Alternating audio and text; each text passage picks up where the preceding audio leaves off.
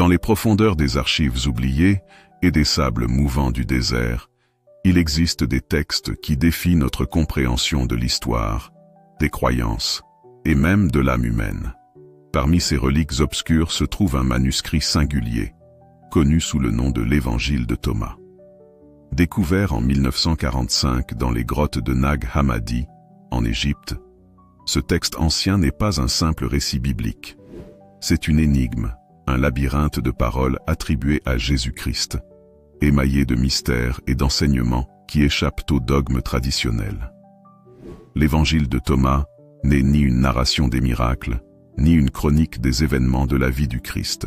C'est un recueil de 114 paroles ou logia, des phrases qui, selon ses découvreurs, révèlent des vérités secrètes, presque ésotériques, sur la nature de l'existence, de la divinité et de l'illumination spirituelle. Ce texte a été rapidement qualifié d'hérétique par certains, mais pour d'autres, il représente un aperçu précieux d'un christianisme primitif, plus mystique et plus proche de l'homme. Alors, qui était Thomas, cet apôtre souvent surnommé le jumeau, et pourquoi ce texte porte-t-il son nom? Était-il réellement un réceptacle des enseignements les plus secrets de Jésus, ou ce manuscrit est-il le fruit d'une tradition gnostique postérieure, forgée pour contester l'autorité croissante de l'Église? Ce récit vous emmènera dans un voyage fascinant à travers l'histoire, la théologie et les mystères entourant ce texte. Accrochez-vous à votre siège. Les réponses que nous chercherons pourraient transformer à jamais votre perspective sur la foi, le sacré et le divin. En 1945, dans le petit village de Nag Hammadi, niché au bord du Nil en Égypte, une découverte inattendue allait bouleverser la compréhension de la chrétienté. Ce fut un matin ordinaire pour un paysan du nom de Mohamed Ali Al-Samman, qui se mit à creuser dans la terre aride à la recherche de fertilisants naturels. Mais ce qu'il déterra n'était pas une simple matière organique. Il trouva une jarre en terre cuite, scellée depuis des siècles. La jarre, haute et intacte, contenait 13 codex reliés en cuir, constituant un trésor inestimable de textes anciens. Parmi eux se trouvait l'Évangile de Thomas. Pourtant, l'histoire de cette découverte ne fut pas immédiatement perçue comme un événement marquant. Mohamed Ali, ignorant la valeur de sa trouvaille, ramena les manuscrits chez lui, où ils furent conservés de manière désordonnée avant de faire leur chemin, parfois par des moyens douteux, jusqu'à des chercheurs et des experts en manuscrits anciens. Les manuscrits de Nag Hammadi. Une découverte inattendue. Le contexte de la découverte est fascinant en lui-même. Au début, les codex furent départagés entre les membres de la famille de Mohamed Ali, souvent pour des usages triviaux. L'un des codex aurait été brûlé pour servir de combustible lors d'un froid mordant. Ce n'est que lorsque les érudits eurent un vent de cette trouvaille que les manuscrits furent rassemblés et étudiés avec soin.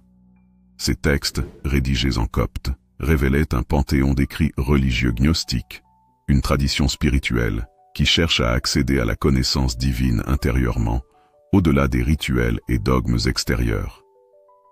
Le contenu allait du livre secret de Jean à l'évangile de Philippe, mais c'est l'évangile de Thomas qui attira particulièrement l'attention. Contrairement aux 4 évangiles canoniques, ce texte ne raconte pas la naissance de Jésus, ses miracles ou sa crucifixion. Il commence abruptement par une déclaration troublante. Voici les paroles secrètes que Jésus, le vivant, a dites et que Didyme Judas Thomas a écrites. Ce début suggère un contenu réservé à ceux qui possèdent une compréhension spirituelle supérieure, une élite initiée au mystère du divin. Les paroles de Jésus sont présentées sans contexte narratif, souvent énigmatiques, invitant à une interprétation personnelle. Certaines ressemblent à des phrases des évangiles canoniques, mais d'autres semblent contenir des vérités cachées, destinées à ceux qui cherchent activement la lumière intérieure. Qui était Thomas? L'attribution de cet évangile à Thomas est, en soi, un mystère. Dans la tradition chrétienne, Thomas est l'un des 12 apôtres, souvent appelé Thomas le jumeau. En grec, Didymos signifie jumeau. Il est surtout connu pour l'épisode de son incrédulité. Après la résurrection, Il refuse de croire jusqu'à ce qu'il puisse toucher les plaies de Jésus. Pourtant, dans cet évangile, Thomas n'est pas dépeint comme un sceptique. Il apparaît plutôt comme celui qui a reçu les enseignements les plus profonds de Jésus, loin des foules et même des autres disciples. Certaines traditions anciennes suggèrent que Thomas avait une compréhension spirituelle particulière. Dans les récits gnostiques, il est souvent représenté comme l'apôtre éclairé, celui qui comprend des vérités que les autres ne peuvent saisir. Cette idée cadre parfaitement avec la nature mystique et initiatique de l'évangile de Thomas.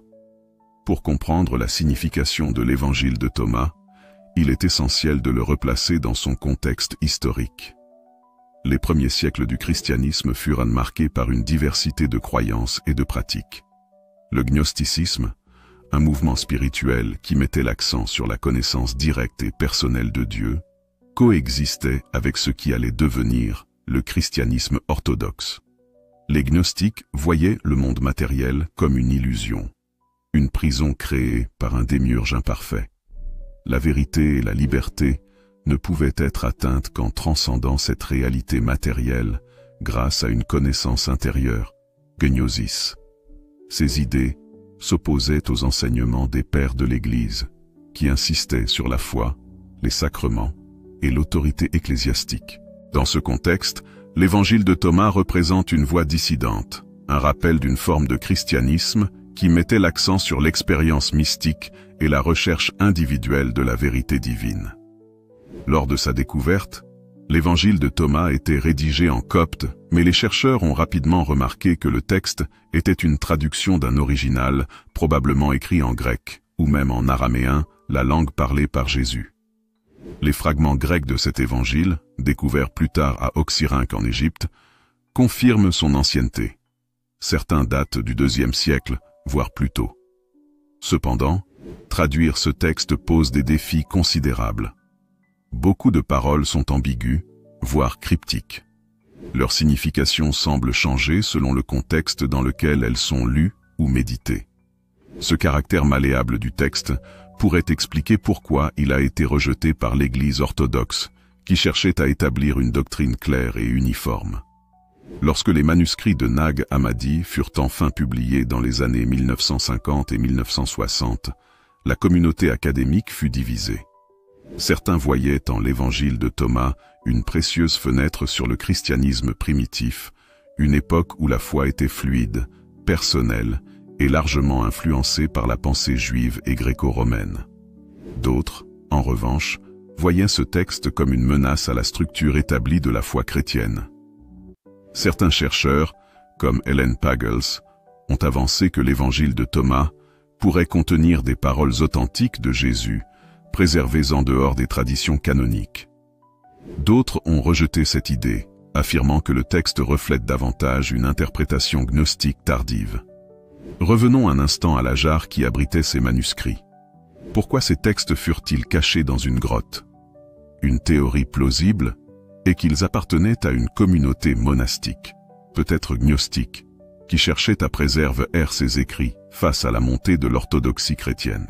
Au XIVe siècle, lorsque l'empereur Constantin embrassa le christianisme et que l'Église commença à consolider son autorité, de nombreux écrits considérés comme hérétiques furent détruits. La jarre de Nag Hammadi pourrait représenter une tentative désespérée de protéger ces textes pour les générations futures. Aujourd'hui, l'évangile de Thomas continue de captiver les érudits, les croyants et les chercheurs de vérité. Ces paroles mystérieuses résonnent d'une manière qui transcende les siècles, offrant un aperçu d'un Jésus qui n'est pas seulement un prédicateur, mais aussi un guide spirituel vers une vérité intérieure. Alors que nous plongeons plus profondément dans ce texte et ses mystères dans les parties suivantes, souvenez-vous de ceci. Chaque parole de cet évangile est un miroir. Ce qu'elle reflète dépend de celui qui la contemple. Que verrez-vous? Si la découverte de l'évangile de Thomas représente une intrigue en soi, son contenu est un labyrinthe de mystères. Les 114 paroles attribuées à Jésus ne sont pas organisées de manière chronologique ou thématique. Elles forment un puzzle, chaque pièce contenant des fragments de sagesse qui semblent destinés à un lecteur attentif et spirituellement éveillé. Ces paroles, ou logia, sont souvent hermétiques, nécessitant réflexion, méditation et interprétation personnelle. Le texte commence par une déclaration provocante. Celui qui découvre le sens de ces paroles ne goûtera pas à la mort. Cette introduction donne le ton. Ce n'est pas un texte pour les simples croyants, mais un guide pour ceux qui cherchent une transformation spirituelle profonde. La promesse de surmonter la mort n'est pas physique, mais spirituelle, un écho de la croyance gnostique selon laquelle l'illumination libère l'âme des cycles de souffrance et d'illusion. Certains logias ressemblent aux paroles de Jésus dans les évangiles canoniques. Le royaume est à l'intérieur de vous, et il est à l'extérieur de vous. Cette déclaration révolutionnaire contredit les enseignements traditionnels qui situent le royaume des cieux comme une destination future ou extérieure. Ici, Jésus parle d'un état de conscience intérieure, une perspective gnostique qui insiste sur l'unité entre l'humain et le divin. Un thème récurrent dans l'évangile de Thomas est la lumière intérieure, un concept central dans le gnosticisme. Plusieurs logias encouragent les chercheurs à regarder en eux-mêmes pour trouver la vérité et la divinité. Il y aura des jours où vous chercherez et vous ne me trouverez pas. Alors, dites-vous à vous-même, je ne suis pas du monde extérieur, mais je suis venu de la lumière, et je suis la lumière. Logion 77. Ce passage évoque une introspection radicale. La lumière n'est pas un phénomène extérieur, mais une essence intérieure que chacun porte. Cela contredit la vision traditionnelle d'un Dieu séparé, résidant dans un royaume céleste. Pour Thomas, l'illumination est un processus de reconnaissance de cette lumière intérieure. La structure des logias ajoute au mystère de l'évangile de Thomas. Chaque parole semble délibérément ambiguë, conçue pour éveiller des questionnements plutôt que de fournir des réponses. Prenons l'exemple du Logion 22. Lorsque vous ferez des deux un, lorsque vous rendrez l'intérieur comme l'extérieur, et l'extérieur comme l'intérieur, et le haut comme le bas, alors vous entrerez dans le royaume. Ici, Jésus parle d'une unité transcendante, au-delà des dualités qui définissent l'existence humaine. Cette idée est enracinée dans la pensée gnostique, où la division entre le matériel et le spirituel, le corps et l'âme, est considérée comme une illusion. Ce passage invite le lecteur à transcender ces oppositions pour découvrir une réalité plus profonde. Un aspect frappant de l'évangile de Thomas est l'absence de récit narratif. Contrairement aux évangiles de Matthieu, Marc, Luc et Jean, qui relatent les miracles et la crucifixion de Jésus, Thomas s'intéresse uniquement à ces paroles. Cette différence soulève une question essentielle. Pourquoi ces paroles ne sont-elles pas accompagnées d'événements historiques? Certains chercheurs pensent que l'évangile de Thomas préserve un aspect plus ancien de l'enseignement de Jésus, où ces paroles étaient transmises oralement, sans narration élaborée. Cela pourrait représenter un christianisme plus primitif, centré sur les enseignements spirituels plutôt que sur les événements de la vie du Christ. Le caractère secret de certaines logias est également fascinant. Prenons le Logion 13.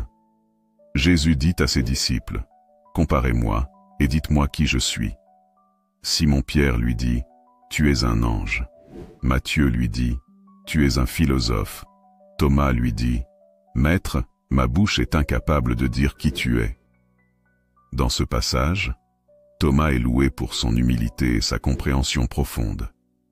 Jésus l'emmène alors à l'écart et lui confie 3 paroles secrètes. Ce moment soulève une question importante. Pourquoi ces paroles ne sont-elles pas partagées avec les autres disciples? Cela suggère que certains enseignements de Jésus étaient réservés à ceux qu'il jugeait capables de les comprendre, une idée en accord avec le mysticisme gnostique.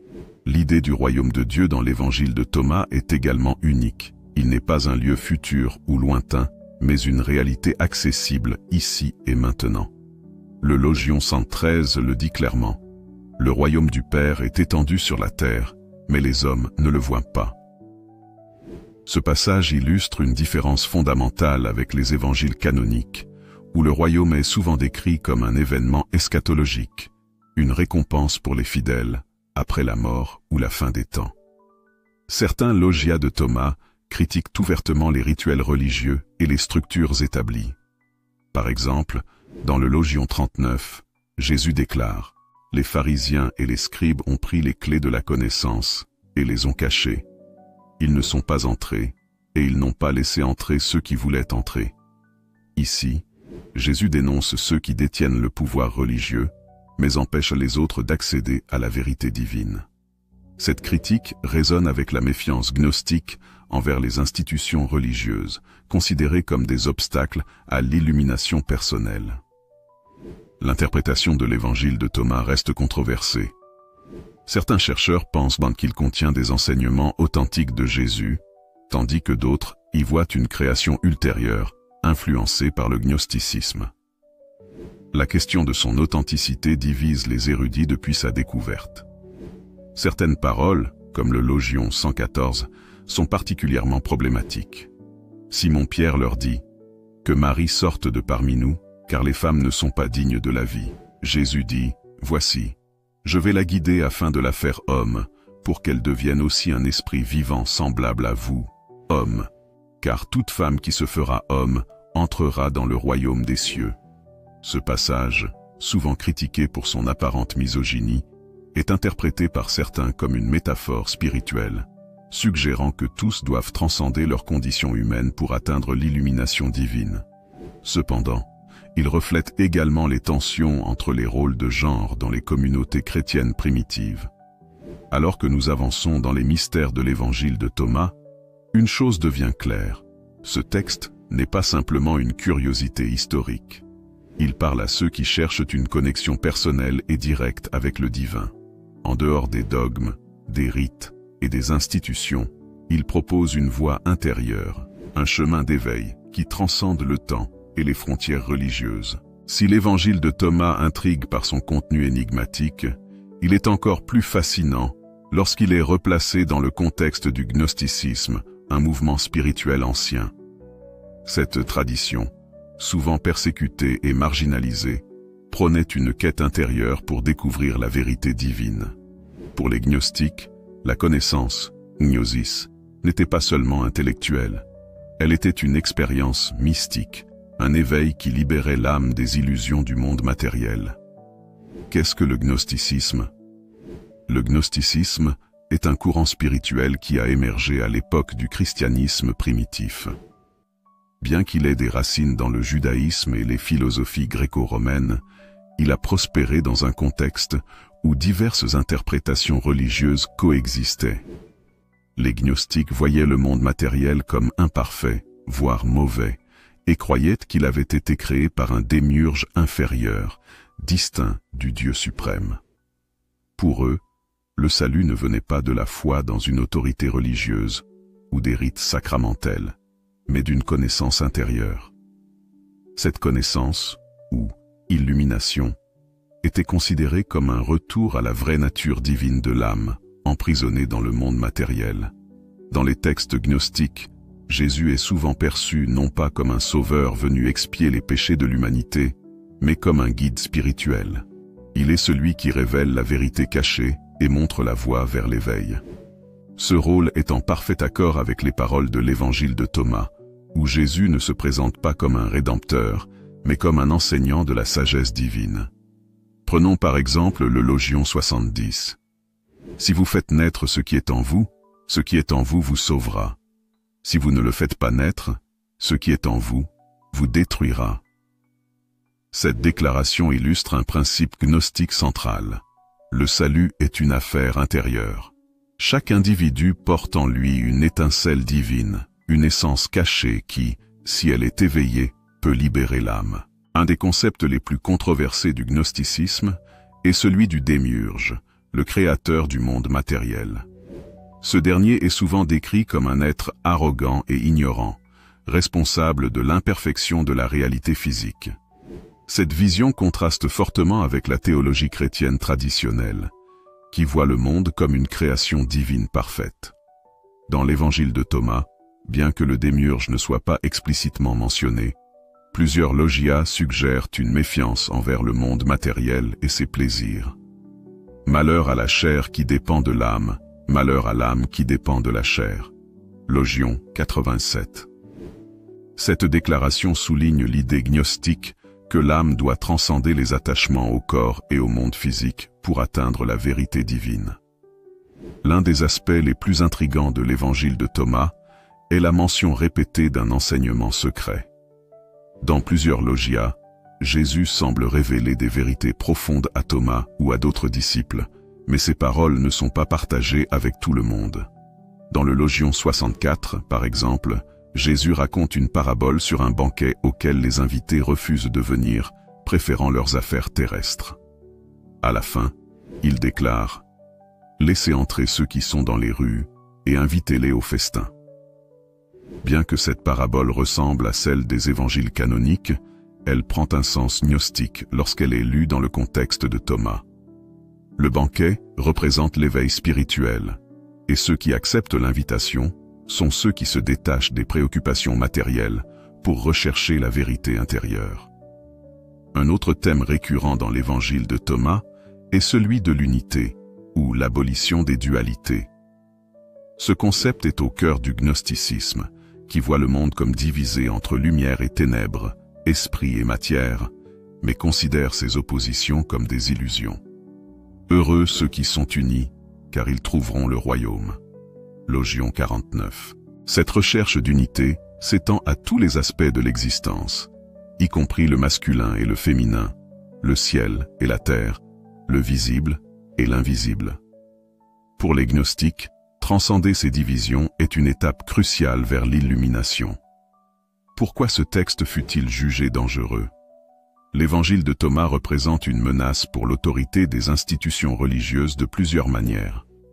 Il rejette les médiateurs religieux. L'accent mis sur la connaissance intérieure et l'illumination personnelle remet en question la nécessité des prêtres, des sacrements et des hiérarchies ecclésiastiques. Il contredit la doctrine du salut. Alors que le christianisme orthodoxe insiste sur la foi en Jésus comme sauveur, Thomas enseigne que chacun peut atteindre la divinité par ses propres efforts. Il dévalorise le monde matériel. En proclamant que le royaume est intérieur et que le monde physique est une illusion, ce texte s'oppose à l'idée d'une création divine, bonne et sacrée. Ces éléments expliquent pourquoi l'Église naissante a rejeté l'évangile de Thomas et a cherché à supprimer les écrits gnostiques en général. Malgré son rejet initial, l'évangile de Thomas continue d'inspirer ceux qui cherchent une spiritualité plus personnelle et introspective. Dans un monde de plus en plus désenchanté, où beaucoup se sentent déconnectés des institutions religieuses, ce texte offre une alternative. Une quête intérieure qui transcende les dogmes et met l'accent sur l'expérience directe du divin. Alors que nous avançons vers les mystères encore plus profonds de l'évangile de Thomas, nous verrons comment ces enseignements résonnent avec des traditions mystiques du monde entier et pourquoi ils continuent de fasciner les chercheurs de vérité. L'étonnante richesse de l'évangile de Thomas ne se limite pas à ses 114 logias et à son importance pour le christianisme primitif. En explorant ces enseignements, il devient clair que ces concepts résonnent avec des traditions mystiques au-delà du christianisme. Que ce soit dans le soufisme, le bouddhisme ou encore l'hindouisme, on retrouve des thèmes similaires. Une quête intérieure, la recherche d'unité et une sagesse cachée accessible uniquement à ceux qui la cherchent véritablement. Un thème central de l'évangile de Thomas est l'idée d'unité, ou d'un retour à une plénitude originelle. Cette notion trouve des échos frappants dans le concept de non-dualité, présent dans les traditions orientales comme l'Advaita Vedanta en Inde ou le bouddhisme Mahayana. Prenons le Logion 22 de Thomas, où Jésus déclare « Lorsque vous ferez des deux un, et que vous rendrez l'intérieur comme l'extérieur et le haut comme le bas, alors vous entrerez dans le royaume. » Cette quête d'unification, de dépassement des oppositions apparentes, rappelle les enseignements de l'Advaita qui affirment que la séparation entre le soi individuel, Atman, et la réalité ultime, Brahman, est une illusion.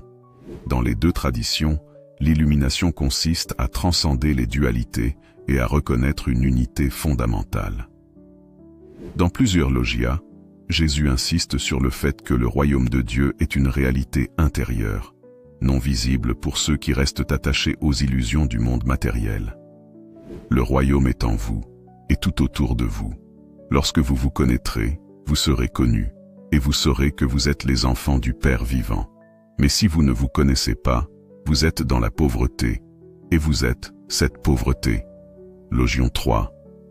Cette vision s'aligne avec le bouddhisme, qui enseigne que la nature de Bouddha existe en chaque individu, mais reste voilée par l'ignorance et l'attachement. Le processus d'éveil, dans les deux traditions, consiste à se libérer des illusions pour découvrir une vérité intérieure. Une caractéristique fascinante de l'évangile de Thomas est la mention d'enseignements secrets, réservés à ceux qui en sont dignes. Dans le Logion 13, Jésus confie à Thomas des paroles qu'il refuse de partager avec les autres disciples. Cette idée d'une sagesse cachée n'est pas unique au christianisme. On la retrouve dans les traditions soufis de l'islam, où les vérités les plus profondes sont révélées par des maîtres spirituels à des disciples avancés. De même, dans l'hindouisme, certaines écritures comme les Upanishads étaient autrefois réservées aux sages et aux initiés. Cette idée soulève une question intrigante. Pourquoi ces vérités sont-elles voilées? Une réponse possible est que ces enseignements sont trop puissants ou trop complexes pour être compris sans préparation spirituelle. Comme l'exprime une parabole soufie, révéler la lumière à ceux qui ont les yeux fermés ne fait qu'accentuer leur aveuglement.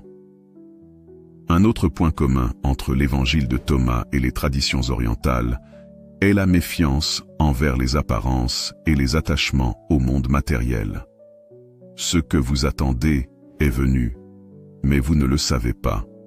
Logion 51. Ce logion résonne avec l'enseignement bouddhiste selon lequel le samsara, ou le cycle des illusions, empêche de voir la réalité telle qu'elle est. Pour les bouddhistes comme pour les gnostiques, le salut ne vient pas d'un événement extérieur, mais d'un changement de perception intérieure. L'un des thèmes les plus intrigants de l'évangile de Thomas est la quête de soi. Pour Jésus, se connaître soi-même est la clé pour connaître Dieu. Celui qui se connaît lui-même connaît le tout. Logion 67. Ce concept trouve un écho dans la maxime grecque inscrite sur le temple de Delphes. Connais-toi toi-même et tu connaîtras l'univers et les dieux. Il rappelle également le chemin du yoga, qui vise à l'union entre le soi individuel et le divin. Les similitudes entre l'évangile de Thomas et ses traditions mystiques soulèvent plusieurs questions fascinantes. Est-il possible que ces idées soient le fruit d'une sagesse universelle, une vérité spirituelle commune à toutes les cultures? Ou bien ces parallèles reflètent-ils une influence historique directe, par exemple à travers les échanges culturels entre l'Orient et l'Occident? Certains chercheurs, comme Elaine Pagels, suggèrent que les idées gnostiques ont pu être influencées par les philosophies orientales, tandis que d'autres insistent sur leur indépendance. Quoi qu'il en soit, ces connexions renforcent l'idée que la quête spirituelle transcende les frontières religieuses et culturelles. L'interconnexion entre les traditions mystiques offre une leçon précieuse pour le monde moderne. Dans une époque marquée par des divisions religieuses et culturelles, l'évangile de Thomas rappelle que la quête de la vérité est universelle. Ces enseignements, bien que profondément enracinés dans le christianisme, résonnent avec des thèmes présents dans le soufisme, le bouddhisme et l'hindouisme. Ces parallèles suggèrent que les vérités spirituelles ne sont pas confinées à une seule tradition, mais qu'elles sont accessibles à tous ceux qui cherchent sincèrement. En explorant les parallèles entre l'évangile de Thomas et d'autres traditions mystiques, nous avons découvert que ces enseignements transcendent le christianisme. Ils nous invitent à voir la quête spirituelle comme un chemin universel, où chaque tradition offre une facette de la vérité divine. Pourquoi a-t-il été supprimé? Comment a-t-il disparu pendant des siècles? Et pourquoi son redécouverte au XXe siècle suscite-t-elle autant d'intérêt et de controverses? Dès les premiers siècles du christianisme, une lutte idéologique s'est développée entre différentes interprétations des enseignements de Jésus. Les gnostiques, avec leur accent sur la connaissance intérieure et leur méfiance envers les autorités religieuses, se trouvaient en opposition directe avec l'Église émergente. Alors que l'Église orthodoxe consolidait son pouvoir, elle cherchait à unifier la foi chrétienne autour d'une doctrine commune. Les textes gnostiques, avec leurs visions alternatives du salut et de la divinité, représentaient une menace pour cette unité. L'évangile de Thomas, qui contredit plusieurs dogmes centraux comme la résurrection corporelle et la nature exclusive de Jésus en tant que Fils de Dieu, fut déclaré hérétique. Pourquoi cet évangile fut-il ciblé?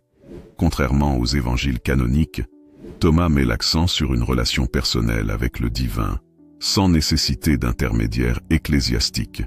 Cela sapait le rôle de l'Église comme gardienne de la foi. Les écrits gnostiques furent progressivement exclus des cercles religieux officiels, et beaucoup d'entre eux furent détruits. Les conciles œcuméniques, comme celui de Nicée en 325, définissaient le canon biblique et condamnaient les enseignements jugés déviants. Des figures comme Irénée de Lyon, un théologien influent du IIe siècle, attaquèrent les textes gnostiques avec véhémence. Dans son ouvrage « Contre les hérésies », il dénonça l'évangile de Thomas et d'autres écrits similaires comme des inventions dangereuses.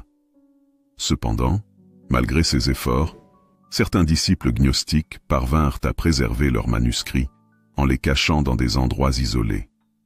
C'est ainsi que l'évangile de Thomas fut probablement enterré à Nag Hammadi, où il demeura intact pendant près de 1600 ans. En 1945, une découverte inattendue bouleversa l'étude du christianisme primitif. Un paysan égyptien, Mohamed Ali al-Saman, déterra une jarre contenant 13 codex dans une grotte près de Nag Hammadi, en Haute-Égypte.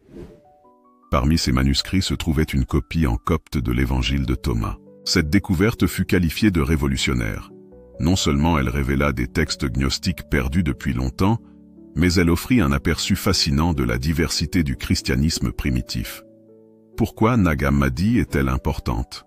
Les manuscrits de Nag Hammadi démontrent que des courants alternatifs du christianisme prospéraient autrefois, avant d'être marginalisés par l'orthodoxie. Ces textes montrent un christianisme plus riche, moins uniforme, où des idées radicales circulaient librement. Le fait que l'évangile de Thomas ait survécu jusqu'à aujourd'hui est un mystère en soi. Pourquoi ce texte, en particulier, a-t-il été caché et conservé alors que tant d'autres furent perdus? Certains spécialistes pensent que les communautés gnostiques considéraient ce texte comme particulièrement précieux en raison de son contenu spirituel profond. Contrairement à d'autres écrits, Thomas ne contient pas de narration ou de récits historiques. Il est entièrement consacré aux paroles de Jésus, ce qui le rendait idéal pour une méditation et une introspection spirituelle. Un trésor pour les initiés. Les gnostiques auraient vu en Thomas un guide intemporel pour atteindre l'illumination, méritant d'être préservé à tout prix. Depuis sa redécouverte, l'évangile de Thomas a suscité des débats passionnés parmi les chercheurs, les théologiens et le grand public.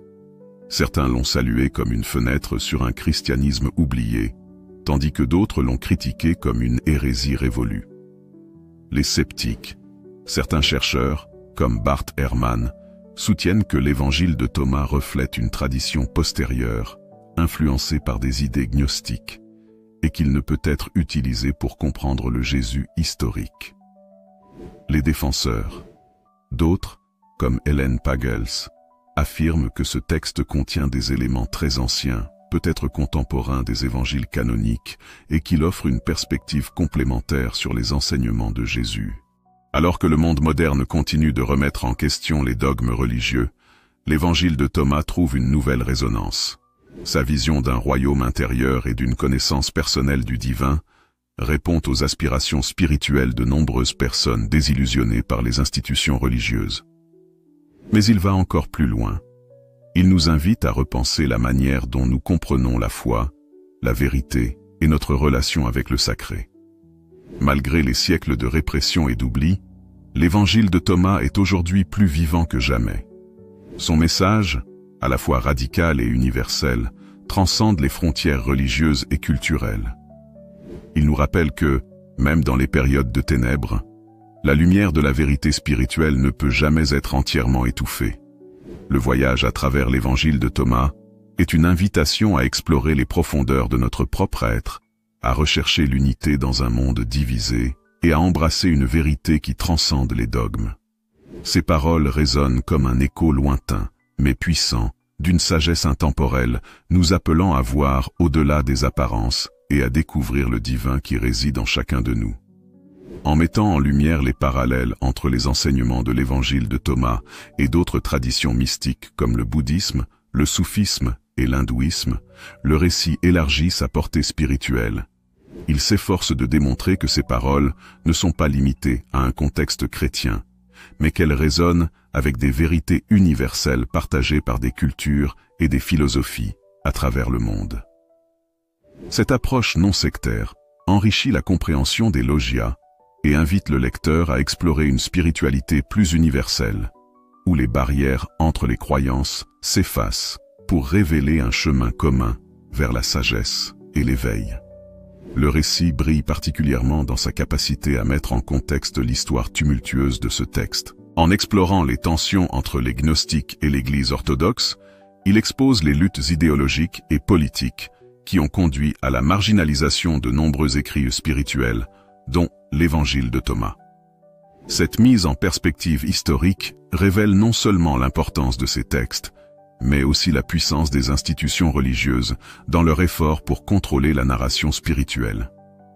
Ce contexte historique enrichit le récit et aide le lecteur à comprendre pourquoi l'Évangile de Thomas a été rejeté, puis oublié, avant de réapparaître dans des circonstances extraordinaires. L'une des forces majeures de ce récit réside dans sa narration progressive et captivante. Divisé en 5 grandes parties, il emmène le lecteur dans un voyage intellectuel et spirituel qui culmine dans la redécouverte à Nag Hammadi. Cet événement, raconté avec une intensité presque romanesque, est présenté comme une véritable résurrection d'un texte condamné à l'oubli. Le récit met également en lumière les mystères entourant la conservation de ce texte à travers les siècles, posant des questions fascinantes sur les raisons pour lesquelles il a été caché et ce qu'il représente pour ceux qui ont risqué leur vie pour le préserver. Cependant, malgré sa profondeur et sa richesse, le récit pourrait aller plus loin en explorant les controverses contemporaines entourant l'évangile de Thomas. Si les critiques modernes sont mentionnées, elles mériteraient une analyse plus détaillée, notamment pour répondre aux sceptiques qui doutent de l'authenticité ou de l'ancienneté de ce texte. Par ailleurs, bien que le récit excelle dans son exploration spirituelle, il pourrait inclure davantage d'applications pratiques des logias pour le lecteur moderne. Comment ces enseignements peuvent-ils guider une vie spirituelle dans le monde d'aujourd'hui? Une telle réflexion renforcerait encore le lien entre ce texte ancien et les préoccupations contemporaines. Dans l'ensemble, ce récit parvient à capter l'essence de l'évangile de Thomas et à en transmettre la puissance. En liant passé et présent, il montre que ce texte, malgré les siècles de répression et de censure, conserve une lumière capable d'éclairer les esprits modernes en quête de sens. À travers ses explorations historiques, spirituelles et universelles, il transcende les limites du récit théologique pour devenir une véritable invitation à la découverte de soi. Ce texte n'est pas seulement une analyse. Il est un appel à embrasser une spiritualité personnelle, libre des contraintes dogmatiques, et à chercher la vérité au plus profond de soi. Merci d'avoir suivi cette vidéo jusqu'à la fin. Votre curiosité et votre intérêt pour des sujets aussi profonds et mystérieux montrent une véritable soif de savoir et de compréhension. Si vous avez trouvé cette exploration de l'évangile de Thomas captivante, n'hésitez pas à laisser un like, à partager la vidéo et à vous abonner pour ne rien manquer de nos prochaines découvertes fascinantes. Votre avis compte énormément, alors partagez vos réflexions et vos questions dans les commentaires ci-dessous. Cela enrichira encore nos échanges. Et si vous êtes passionné par les mystères spirituels et historiques, restez connectés. De nouvelles vidéos passionnantes arrivent bientôt. Merci encore, et à très bientôt pour d'autres voyages intrigants.